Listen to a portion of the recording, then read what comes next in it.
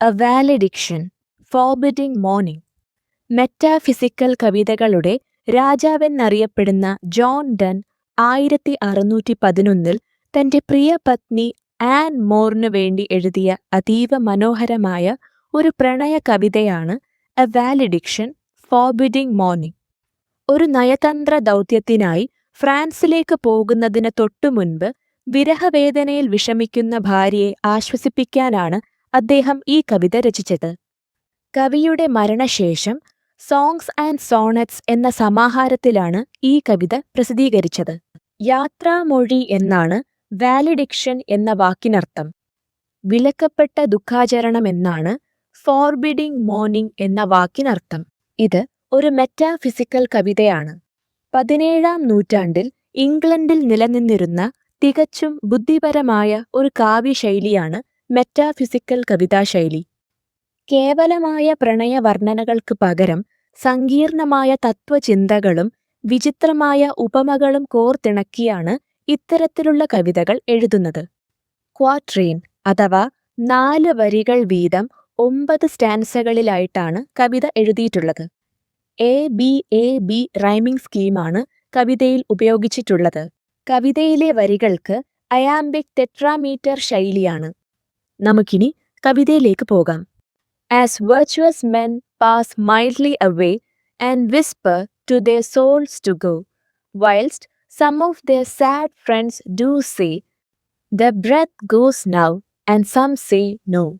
So let us melt and make no noise, no tear floods, no sigh tempests move, 'twere profanation of our joys, to tell their lady our love. സൽഗുണസമ്പന്നനായ ഒരു നല്ല മനുഷ്യന്റെ മരണശയ്യയെ വിവരിച്ചുകൊണ്ടാണ് കവിത ആരംഭിക്കുന്നത്. അദ്ദേഹം അതീവ ശാന്തനായാണ് തന്റെ ആത്മാവിനെ ദൈവത്തിനു മുൻപിൽ സമർപ്പിക്കുന്നത്. ചുറ്റും നിൽക്കുന്ന സുഹൃത്തുക്കൾക്ക് അദ്ദേഹം അവസാന ശ്വാസം എടുത്തോ ഇല്ലയോ എന്ന് പോലും തിരിച്ചറിയാൻ കഴിയുന്നില്ല. അത്രയ്ക്ക് ശാന്തമായാണ് ആ നല്ല മനുഷ്യൻ മരിച്ചു കിടക്കുന്നതെന്ന് കവി പറയുന്നു. തങ്ങളുടെ താൽക്കാലിക വേർപാടും ഈ മരണം പോലെ ശാന്തമായിരിക്കണമെന്ന് കവി സ്വന്തം ഭാര്യയോട് പറയുന്നു. സാധാരണക്കാരായ മനുഷ്യരുടെ മുൻപിൽ കണ്ണീരൊഴുക്കി കൊടുങ്കാറ്റുപോലെയുള്ള നെടുവീർപ്പുകളുണ്ടാക്കി ബഹളം വെക്കരുത്. അത് നമ്മുടെ പ്രണയത്തിന്റെ പവിത്രതയെ ഇല്ലാതാക്കും, കവി ഭാര്യയോട് പറഞ്ഞു. ഇവിടെ സാധാരണക്കാരെ ഉദ്ദേശിക്കാനാണ് ലെയ്റ്റി എന്ന പദം ഉപയോഗിച്ചിരിക്കുന്നത്. Moving of the earth brings harms and fears. Men reckon what it did and meant, but trepidation of the spears, though greater far, is innocent. Dull sublunary lovers love, whose soul is sense cannot admit. Absence, because it doth remove those things which elemented it. ഭൂമിയിലുണ്ടാകുന്ന ഭൂമികുലുക്കം വലിയ നാശനഷ്ടങ്ങളും ഭയവുമുണ്ടാക്കുന്നു. എല്ലാവരും അറിയുന്ന രീതിയിലാണ് ഭൂമികുലുക്കമുണ്ടാകാറ്. എന്നാൽ ആകാശത്തിലെ ഗ്രഹങ്ങളുടെയും നക്ഷത്രങ്ങളുടെയും ചലനങ്ങൾ ഇതിലും എത്രയോ വലിയ മാറ്റങ്ങളാണ് ഉണ്ടാക്കുന്നത്. പക്ഷെ മനുഷ്യർ അതൊന്നും അറിയാറില്ല. നക്ഷത്രങ്ങളും ഗ്രഹങ്ങളും ചലിക്കുന്നത് വഴിയുള്ള മാറ്റങ്ങൾ വളരെ ശാന്തമായാണ് ഉണ്ടാകാറ്. സാധാരണക്കാരായ കാമുകന്മാരുടെ വേർപാട് ഭൂമികുലുക്കം പോലെ ബഹളമേറിയതാണ്. എന്നാൽ കവിയുടെയും ഭാര്യയുടെയും അകൽച്ച ആകാശഗോളങ്ങളുടെ നിശബ്ദമായ ചലനം പോലെയാണ്. പുറം ലോകം അറിയില്ലെങ്കിലും അതീവ ശക്തിയേറിയതാണ് ആകാശഗോളങ്ങളുടെ നിശബ്ദമായ ചലനം. അതുപോലെ തന്നെയാണ് കവിയുടെയും ഭാര്യയുടെയും താൽക്കാലിക അകൽച്ച. But we by a love so much refined that ourselves know not what it is, inter-assured of the mind, careless, eyes, lips and hands to miss. Our true souls therefore, which are one, though I must go, endure not yet. A breach but an expansion, like gold to airy thinness beat. ചന്ദ്രന് താഴെയുള്ള ഈ ഭൂമിയിലെ സാധാരണക്കാരുടെ പ്രണയം വെറും മടുപ്പുളവാക്കുന്നതാണ്. കാരണം അവരുടെ പ്രണയത്തിന്റെ ജീവൻ ശാരീരിക ബന്ധത്തിൽ മാത്രം ഒതുങ്ങിപ്പോകുന്നു. അതുകൊണ്ട് തന്നെ പരസ്പരം കാണാതിരിക്കാനോ അകന്നിരിക്കാനോ അവർക്ക് കഴിയില്ല. എന്നാൽ വളരെ ശുദ്ധീകരിച്ച രീതിയിലുള്ള പ്രണയമാണ് കവിയുടെയും ഭാര്യയുടെയും. തങ്ങൾക്ക് പോലും അതിന്റെ ആഴം പൂർണ്ണമായി മനസ്സിലാക്കാൻ കഴിയില്ല എന്ന് കവി പറയുന്നു. കവിയുടെയും ഭാര്യയുടെയും മനസ്സ് പരസ്പരം അത്രമേൽ ദൃഢമേറിയതാണ്. അതുകൊണ്ടുതന്നെ കണ്ണുകളും ചുണ്ടുകളും കൈകളും അടുത്തുണ്ടാകണം എന്ന് അവർക്ക് നിർബന്ധമില്ല. അതായത് കവിക്കും ഭാര്യയ്ക്കും അത്രമേൽ ദൃഢമായ മാനസിക ബന്ധമുള്ളതുകൊണ്ടുതന്നെ താൽക്കാലികമായിട്ടുള്ള ശാരീരിക അകൽച്ച അവരെ ബാധിക്കുന്നില്ല. ഗോൾഡ് ബീറ്റിംഗ് എന്ന ഒരു പ്രക്രിയയെക്കുറിച്ച് കവിതയിൽ പരാമർശിക്കുന്നുണ്ട്. സ്വർണത്തെ അടിച്ച് വളരെ നേർത്ത പാളികളാക്കി മാറ്റുന്ന പുരാതനമായ ഒരു കരകൗശല പ്രക്രിയയാണിവ. സ്വർണത്തിൽ എത്ര തന്നെ അടിച്ചാലും അതിന് വിള്ളലോ തകർച്ചയോ സംഭവിക്കുന്നില്ല. ഇത്തരത്തിൽ ദൃഢമേറിയ സൗന്ദര്യമേറിയ സ്വർണം പോലെയാണ് കവിയും ഭാര്യയും തമ്മിലുള്ള പ്രണയം.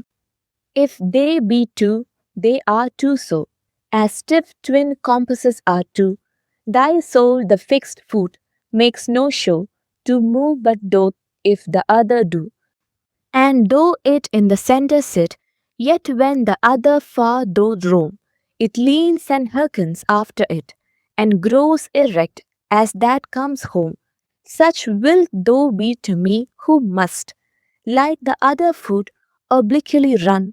Thy firmness makes my circle just and makes me end where I began.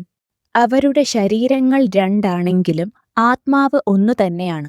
അതുകൊണ്ടുതന്നെ കവിയുടെ ഈ യാത്ര അവരുടെ ബന്ധത്തിൽ യാതൊരു തരത്തിലുള്ള വിള്ളലോ തകർച്ചയോ ഉണ്ടാക്കുന്നില്ല. പകരം ആ യാത്ര അവരുടെ പ്രണയത്തിന്റെ ആഴം കൂട്ടുകയാണ് ചെയ്യുന്നത്. യാത്ര പോകുന്നത് വഴി അവർ ശാരീരികമായി അകലുകയാണെങ്കിലും പ്രണയം അവരെ ഒരുമിപ്പിച്ചു നിർത്തുന്നു. ഇംഗ്ലീഷ് സാഹിത്യത്തിലെ തന്നെ ഏറ്റവും പ്രശസ്തമായ ഉപമയാണ് കവിതയുടെ അവസാന ഭാഗത്ത് കവി ഉപയോഗിച്ചത്. ഇവിടെ കവിയെയും ഭാര്യയെയും വൃത്തം വരയ്ക്കാൻ ഉപയോഗിക്കുന്ന കോമ്പസിന്റെ 2 കാലുകളോട് ഉപമിക്കുന്നു. ഭാര്യ എന്നത് കോമ്പസിന്റെ നടുവിൽ ഉറച്ചു നിൽക്കുന്ന കാലാണ്, അതായത് ഫിക്സ്ഡ് ഫുട്ട്. അത് സ്വയം ചലിക്കില്ല. വൃത്തം വരയ്ക്കാൻ ഉപയോഗിക്കുന്ന പുറമേയുള്ള കാലാണ് കവി. ഇവിടെ കോമ്പസ് ഉപയോഗിച്ച് വൃത്തം വരയ്ക്കുന്ന രീതി മനസ്സിൽ സങ്കൽപ്പിക്കുക. വൃത്തം വരയ്ക്കാൻ വേണ്ടി പുറമേയുള്ള കാൽ ദൂരേക്ക് സഞ്ചരിക്കുമ്പോൾ നടുവിലുള്ള ഫിക്സ്ഡ് ഫുട്ട് പുറമേയുള്ള കാലിന്റെ വശത്തേക്ക് ചെറുതായി ചരിഞ്ഞ് അതിനെ തന്നെ ശ്രദ്ധിച്ചായിരിക്കും നിൽക്കുക. ഒടുവിൽ വൃത്തം വരച്ച ശേഷം പുറമേയുള്ള കാൽ കറങ്ങി തിരിച്ചെത്തുമ്പോഴാണ് നടുവിലെ ഫിക്സ്ഡ് ഫുട്ട് പൂർവ്വസ്ഥിതിയിലേക്ക് നിവർന്നു നിൽക്കുന്നത്. സ്വന്തം ഭാര്യയുടെ ഉറച്ച നിലപാടിനെയാണ് കവി ഇവിടെ ഉദ്ദേശിക്കുന്നത്. ഭാര്യയുടെ ആ ഉറച്ച നിലപാടാണ് കവിയുടെ യാത്രയെ ഒരു പൂർണ്ണ വൃത്തമാക്കുന്നത്. വൃത്തം വരച്ച ശേഷം കോമ്പസിന്റെ 2 കാലുകളും ഒരേ സ്ഥലത്താണ് വന്നു ചേരുന്നത്. അതുപോലെ തന്നെയാണ് കവി എത്ര ദൂരേക്ക് സഞ്ചരിച്ചാലും ഒടുവിൽ യാത്ര ആരംഭിച്ച സ്ഥലത്ത് തന്നെ, അതായത് ഭാര്യയുടെ അടുത്ത് തന്നെ തിരിച്ചെത്തുമെന്ന് ഉറപ്പു നൽകിക്കൊണ്ടാണ് കവി കവിത അവസാനിപ്പിക്കുന്നത്. ഇനി കവിതയിലെ പ്രധാന പ്രമേയങ്ങൾ അഥവാ തീംസ് ഒന്ന് പരിചയപ്പെടാം. ആത്മീയ പ്രണയത്തിന്റെ സവിശേഷതയെക്കുറിച്ച് കവിതയിൽ പറയുന്നു. സാധാരണക്കാരുടെ പ്രണയം വെറും ശാരീരികമാണ്. എന്നാൽ കവിയും ഭാര്യയും തമ്മിലുള്ള പ്രണയം ആത്മീയവും മാനസികവുമായ ഒന്നാണെന്ന് കവി വാദിക്കുന്നു. അതുകൊണ്ടുതന്നെ ശാരീരികമായ അകൽച്ച അവരുടെ ബന്ധത്തെ ബാധിക്കില്ല. കവിതയിലെ മറ്റൊരു പ്രമേയമാണ് നിശബ്ദമായ വിരഹം. വിരഹവേളയിൽ സാധാരണ കാമുകീകാമുകന്മാരെ പോലെ ഉറക്കെ കരഞ്ഞ് ബഹളമുണ്ടാക്കരുതെന്നും അത് തങ്ങളുടെ പവിത്രമായ പ്രണയത്തെ പൊതുജനമധ്യത്തിൽ വില കുറച്ചു കാണിക്കുമെന്നും കവി ഓർമ്മിപ്പിക്കുന്നു. മറ്റൊരു പ്രമേയമാണ് മരണം. നല്ല മനുഷ്യരുടെ മരണം എത്ര ശാന്തമാണോ അത്രയും ശാന്തമായിരിക്കണം തങ്ങളുടെ താൽക്കാലിക വേർപാട്. കവിതയിൽ മെറ്റാഫിസിക്കൽ കൺസീറ്റ് ഉപയോഗിച്ചിരിക്കുന്നതായി കാണാം. പരസ്പരം യാതൊരു ബന്ധവുമില്ലാത്ത 2 കാര്യങ്ങളെ വളരെ വിചിത്രവും സങ്കീർണവുമായ രീതിയിൽ ഉപമിക്കുന്ന ശൈലിയാണ് മെറ്റാഫിസിക്കൽ കൺസീറ്റ്. കവിതയിൽ കവി സ്വന്തം പ്രണയത്തെ സ്വർണത്തോടും കോമ്പസിനോടും ഉപമിച്ചതായി കാണാം. ഇവ മെറ്റാഫിസിക്കൽ കൺസീറ്റിന്റെ ഉദാഹരണങ്ങളാണ്. ശാരീരികമായ അകൽച്ചയെയോ ദൂരത്തെയോ ഭയപ്പെടേണ്ട കാര്യമില്ലെന്ന് വിശദീകരിക്കുന്ന ഒരു മനോഹരമായ കവിതയാണ് എ വാലഡിക്ഷൻ ഫോർബിഡിംഗ് മോർണിംഗ്. സ്വർണത്തിന്റെ വികാസത്തെയും കോമ്പസിന്റെ കൃത്യതയെയും ഉപയോഗിച്ചുകൊണ്ടാണ് കവി തന്റെ പ്രണയത്തിന്റെ ആഴം വിശദീകരിച്ചത്.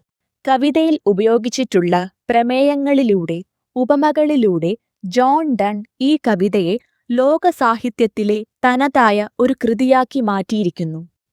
ഈ കവിതയുടെ ഇംഗ്ലീഷ് സാരാംശം ഞാൻ ഡിസ്ക്രിപ്ഷൻ ബോക്സിൽ കൊടുത്തിട്ടുണ്ട്.